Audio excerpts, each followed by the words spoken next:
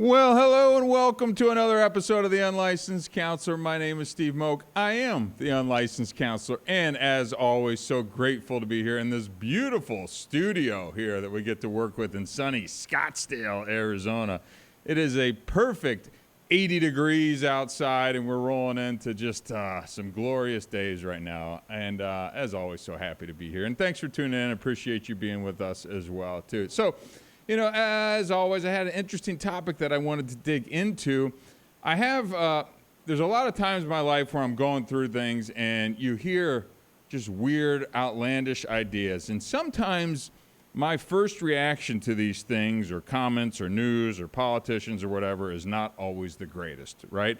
And it got me thinking, like, why is my first reaction not always the best? And then what can I do to improve that? So I thought maybe we'd take a little bit of time today and talk about kind of understanding our first reaction and maybe how to improve that first reaction as well, too.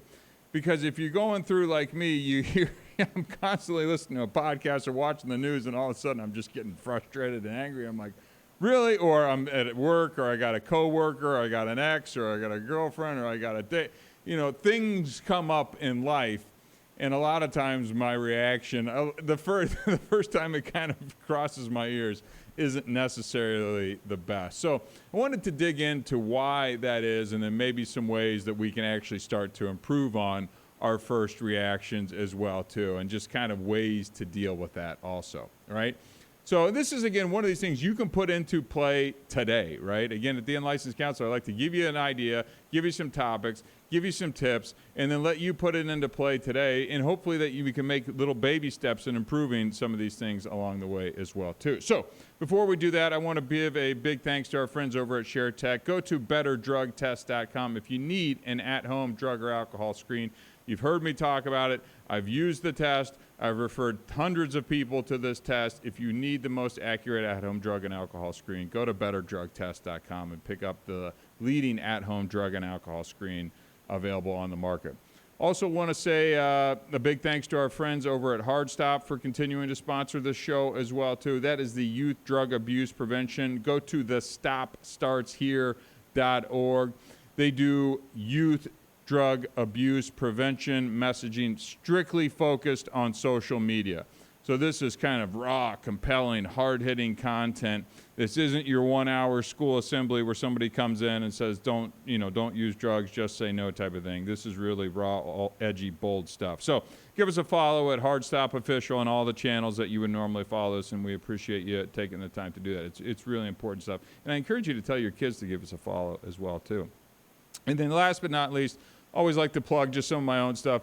Give me a follow on YouTube at The Unlicensed Counselor, on Instagram, Facebook, all that good stuff. If you want to email me, shoot me an email, steve@theunlicensedcounselor.com. I respond to all my emails myself. Happy to continue to have the conversation or kind of kick around some ideas, or if you disagree with something I said, let's talk about it, right? Shoot me a note. I'm happy to get back to you as well, too. So, okay, so I'm thinking about, I wrapped the show last week, and then I always immediately start thinking of, hey, what do we want to talk about next week? What do we want to, and then I kind of take a look at my own personal life or things that kind of continue to pop up in my sphere as well, too. And one of those things is this idea of a first reaction, right? So what is kind of your first reaction? So, think of it as your impulse, right? That thing, that first response that you have that kind of come up, that immediate response. It's usually to a stimulus, to an event that can trigger kind of a strong emotional response, right? That's kind of what I'm talking about when I'm saying those first reactions. So those can be physical, by the way. So that can be like increased heart rate, your eyes opening up, you could tense up and things like that. Or it could be an emotional response, right? Like anger or a surprise, like what, and some people can kind of hide those things a little bit better than others. I often find that I go right to frustration or anger a lot of the time. If I just hear something that or maybe even confused would be a good one that I'll often go to as well, too, because I'll hear things on the news or, politicians or and there are a lot of crazy ideas floating around out there in the world, and I'm not here to dive into those all today, but it's like, wait, what? Like, hold on a second, time out. Like, and then I've just got to, and instead of, maybe previous Steve of being like, that's BS, you're an idiot, that is so stupid, why would you even think that, Now I'm trying to develop some of the skills that we're going to go through today and talk about kind of these first reactions. So why do kind of these reactions happen in the first place, right? So they're kind of driven by, the amygdala, the part of the brain that's responsible for emotional processing, right? So the amygdala reacts to stimuli before the higher cognitive functions in the brain kick in, right? Like that's how that works, which is why those first reactions can be a little more unfiltered, a little more intense, a little more like, ooh. So it hasn't gotten to that processing part. It's just kind of, evolution jumping right in, which we're built intentionally that way. And this mechanism's actually an evolutionary function that is beneficial kind of for survival or enabling some quick responses to potential threats. But in today's world, with these complex social interactions and all these things coming at us and the stimuli coming at us, it can cause some problems and potentially be maladaptive at the same time, right? Because we're not exactly living in the world that maybe our parents and grandparents grew up in, right? So if you're like me, oftentimes you have strong reactions to things, whether it's confused, surprised, anger, frustrated. I get a lot of those things. Maybe it's I'm not being heard, right? That's one of those things where it's like, we've had this conversation. I've had to repeat myself 200 times. And then that reaction. So those past histories will also kind of trigger a certain first reaction as well, too. Maybe you're just having a bad day and that reaction's just coming off a little sharper with a little more bite and things like that. So those are all things as to why, your reactions can be, a little off, maybe not usual, or maybe you've just been kind of conditioned that way over years and decades of doing them the same exact way, and that's just how you respond to. So let's see if maybe we can dial that back a little bit, because my guess is that those first reactions probably have led to some negative engagements as well, too, right? So if I kind of hear something, guard goes up, frustrated, angry, confused, I may be a little quick-wit with the tongue, a little sharp back, or maybe, I'm a little stunned and get quiet. Everybody handles it a little bit different, but it may put you off a little bit. And then that's going to lead to probably not the best engagement or conversation with that person. Yeah, a little chippy back and forth and things like that, right? So how can we change that? How can we improve? How can we deal with kind of our strong initial responses, right? Number one, pause and breathe, right? Pause and breathe. So, take a moment to pause and breathe deeply. This can really help mitigate that immediacy of your reaction. It can give your brain and those higher parts of your brain the chance to engage, kick in, right? And maybe think a little bit more clearly. So if someone cuts you off in traffic and your first impulse is to just lay on that horn, you get the middle finger up in the air, let's pause. And out here we got what we call snowbirds here in the Phoenix, Scottsdale area. Everybody comes in because it's beautiful, and we get a lot of terrible driving out here, right? So I'm very familiar with this. But now if I can take a breath, respond a little more calmly, roll the window back up so my middle finger is not sticking out the window, now we're kind of, mitigating that first initial strong reaction, right? This is a great skill to use as well, I would say in the business world, in terms of maybe writing an email as well, too. I have been as guilty as anybody when it comes to, I don't want to call it the flaming email, but like that quick response email where it's just got a little heat to it, right? A little heat coming right back at you. You sent me something, or guess what? It's coming right back at you with point X, Y, and Z as to why I did this, and you didn't hear me, da-da-da-da-da. Which is not a great way to do business, mind you. There's a time and a place for a strong reaction. But I like strong reactions that are a little more well thought out, a little more, a little less emotion, a little more, kind of documented as to what you're trying to get across, take some of the emotion out. So another example of a good way to kind of apply this is in the business world of pause and breathe. If you typed out that, you bang that email out real quick, don't hit send, get up, walk away for a little bit. If it can wait a couple hours, great. If it can wait till tomorrow, even better. I found that the longer that I can wait and then go back and edit that, the better my responses have been, right? And it is a skill that takes practice. So the pause and breathe is both a physical thing, but I think it can be applied in the business world as well too, of like, get up, walk away from the keyboard, come back, reread it, maybe just delete the whole thing and start fresh, right? So number 2 on ways to deal with strong reactions. So acknowledge your feelings, right? So recognize and label your emotions without judgment, right? So you're allowed to say to yourself, I'm feeling angry, or I am angry, or I'm upset, right? And this can help understand that these are just feelings and that they don't have to dictate your actions, right? And I think this dovetails nicely into that pause as well, too, because it's hard to acknowledge your feelings on the fly, right? Because I go from 0 to 100, and I know a lot of people do, and you skip, all the other 99 steps in between these things, right? And if you're able to pause and go, you know what, I'm pissed. They are an idiot. That was stupid. I'm angry. I'll let that, that's okay. Say it out loud if you have to do it. Whatever it is, give yourself a pass. You're allowed to be upset, but what you don't have to do, what is kind of lower level thinking, is then kind of lash out and react kind of within that anger, within that emotion, and let that be the driving force. And really, I think that's kind of a sign of emotional maturity as well, too, right? When you're able to kind of do this and understand that I'm angry, I'm pissed, but I'm not going to let that dictate how I'm going to, communicate going forward here. And that's something that has come to me over years of doing it the wrong way, mind you, and then figuring out that it's like, okay, just operating out of like that anger spot of that kind of initial reaction, it's like immature, right? It's not healthy. And by the way, it doesn't serve you well. It doesn't get you, it doesn't move the conversations forward. It doesn't help you in the business and the personal and the dating or whatever it is as well too. And if things aren't serving you, let's try and eliminate those things as well too. So number 3 on the list of ways to deal with that strong initial first reaction is reflect before responding, right? Right back into that email kind of thought as well too. Allow yourself some time to think about why you are reacting in this certain way, right? So reflect specifically on what is triggering you in that, right? This can be really useful in kind of interpersonal conflicts, dating, boyfriend, girlfriend, husband, wife, where your immediate reaction may be to argue or withdraw, right?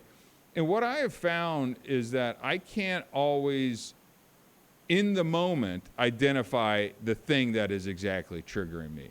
But when I'm allowed to step back for a minute and think about, why is this feels like it shouldn't bother me this much, but it bothers the crap out of me.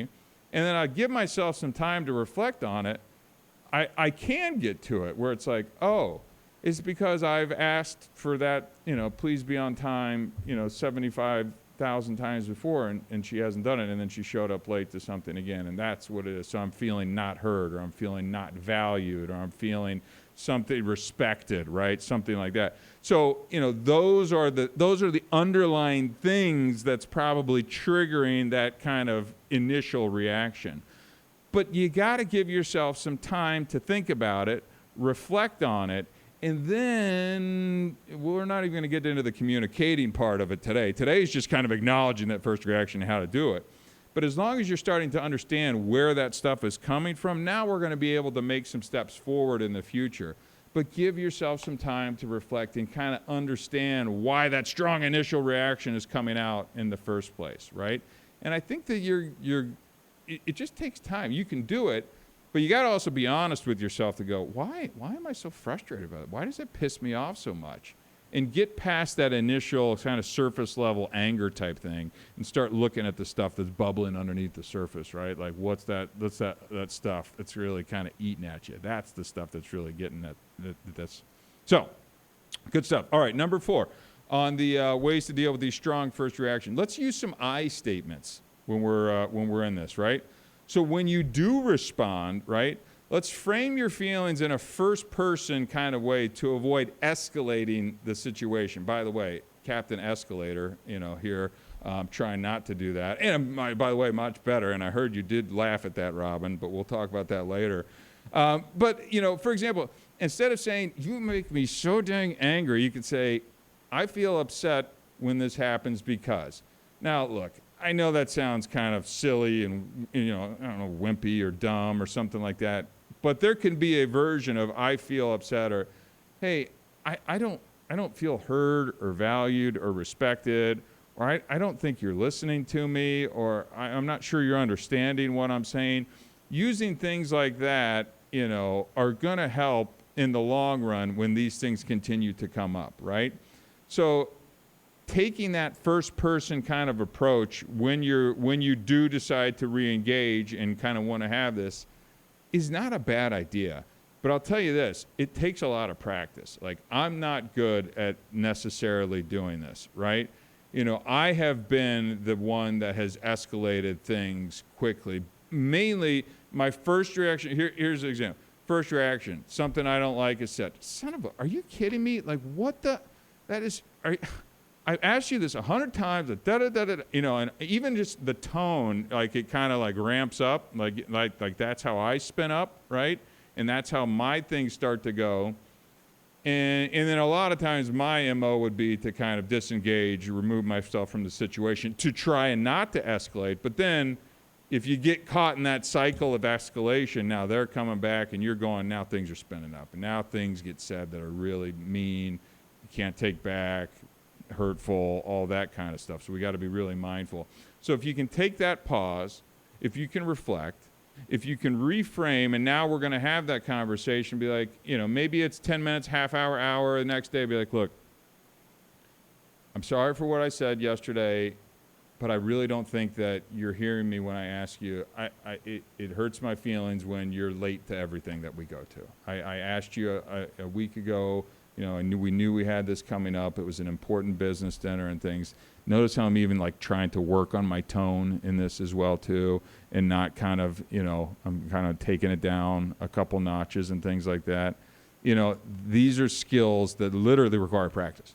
Just like, a baseball swing, a golf swing, whatever it is, like stuff like this takes practice. But it's going to serve you much better the sooner you can learn a skill like this in your life, to kind of reframe and use these I statements as well too, right? Next up on the list is let's seek some perspective as these reactions are kind of coming up, right? So sometimes discussing the situation with another person can help provide you with a different perspective and maybe diffuse some of those intense kind of emotions that come up, right? Now, make sure it's somebody who can give you kind of that balanced viewpoint on this thing and not just kind of reinforce of like, yeah, you're right, yeah, she sucks or he sucks or they shouldn't do that, that kind of thing. But if you get some outside perspective on this, it may help, and this is something I use in my own world as well too. It'd be like, am I missing something here? Like, we got into an argument because of this, but here's my feelings on the matter. Here was what she was kind of saying. And sometimes that third party person would go, oh yeah, but were you saying it like this? Or were you kind of making these big gestures? Or were you kind of scowling at this? Or were you kind of, all these other things, or just a different take on this that you hadn't even really considered? Because we get so narrow, right, in our views. It's like that, the horses have the blinders on. You can only see so far, and, those reactions come on strong, and it kind of turns off a lot of the other parts of the brain. It's like, I didn't think of it like that, or that's how that's coming across. So kind of having that sounding board, somebody else that you can throw these ideas off of to get a different perspective on these things.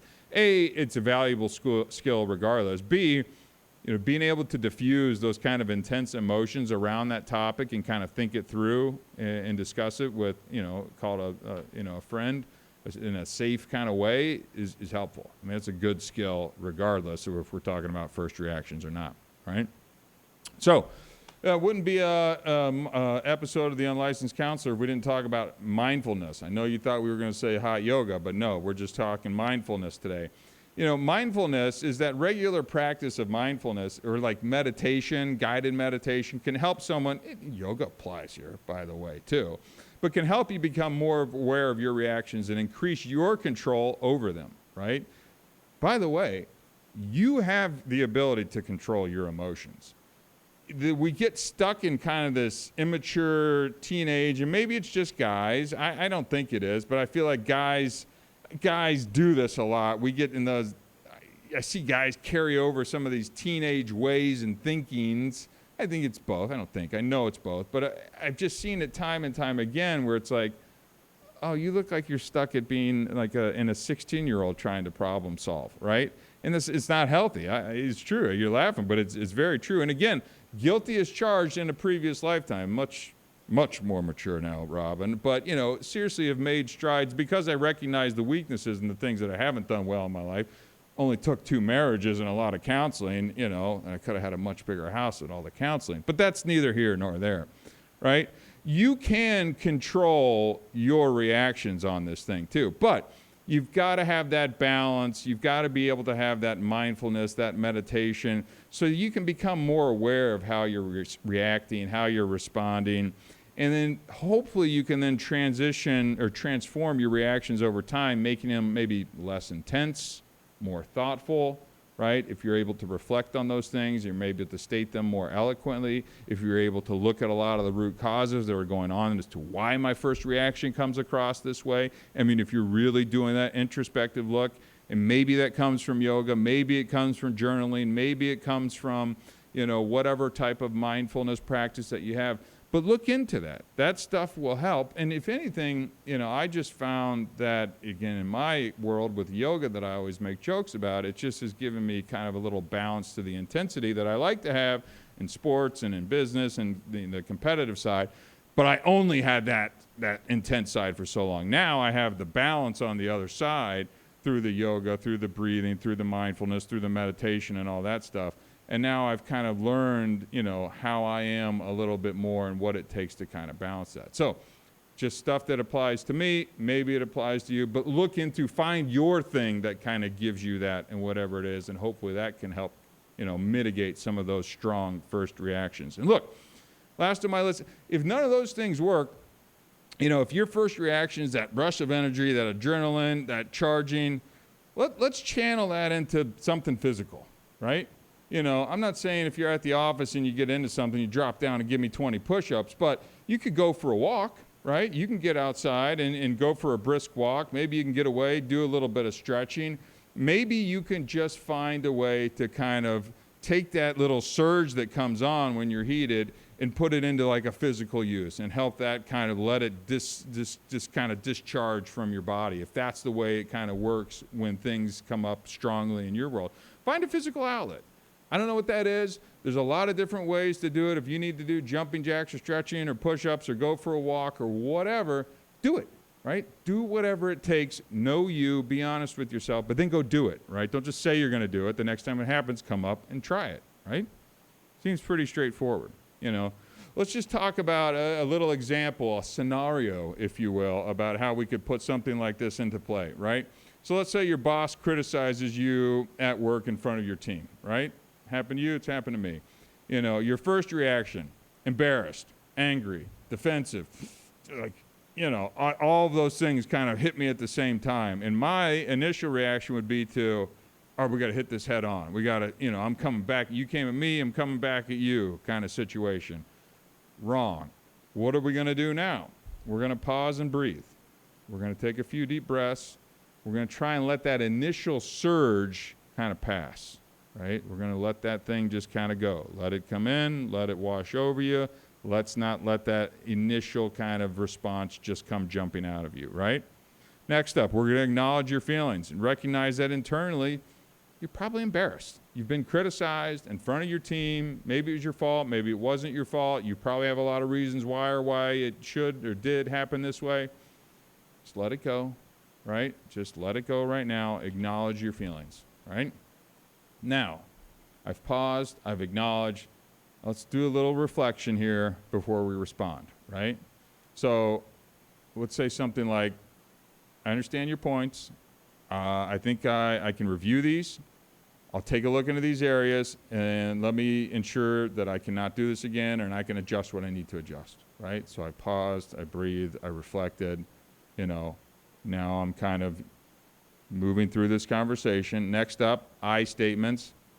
I understand your points. Let me see if I can do this a little bit better. I'll get back to you. I am going to take care of this so that it doesn't happen again, right? So I'm kind of, slowly working through these steps, right? Slowly working through these steps. Now, Now I want to seek some perspective, right?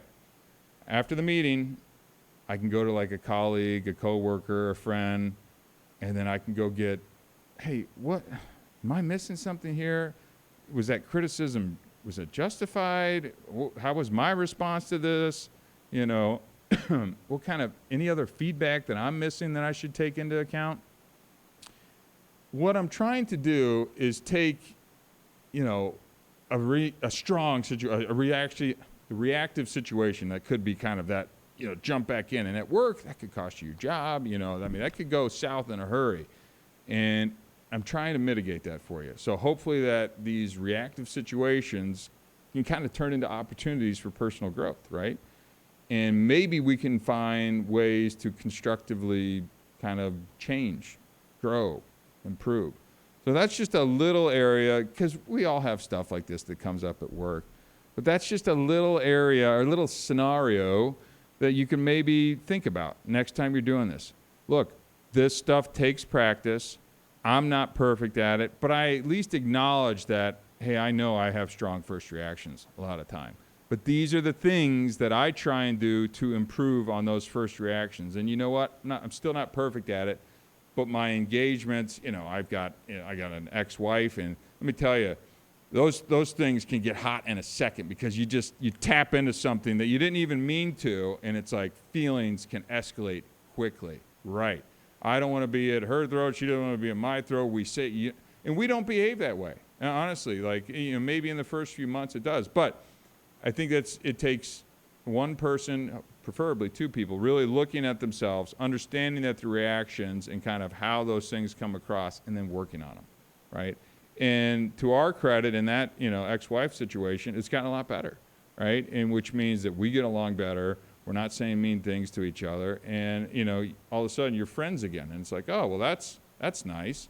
But it takes time, it takes practice, and these things can improve. And now you've learned a new skill. You know, I'm 44 years old, and it's like, okay, I've got a new skill that I've learned how to mitigate my first responses a little bit better, and my initial reaction, that surge. So anyways, if you know somebody in your life that may have those strong initial reactions, those surges, that impulse that kind of jumps up, maybe send this episode over to them and say, hey, let's give it a listen, and maybe we can have a conversation around it afterwards, right? And don't be like critical when you're sending it over to them, like, you need to listen to this thing, right? Just send it over and be like, hey, here's some interesting thoughts that were kind of kicked around in this podcast that I like to listen to. So anyways, hope you got some good stuff out of this. I know I did. It's always fun kind of game planning these and show prepping for the week. So my name is Steve Moak. I am the Unlicensed Counselor. Until next time, thank you very much.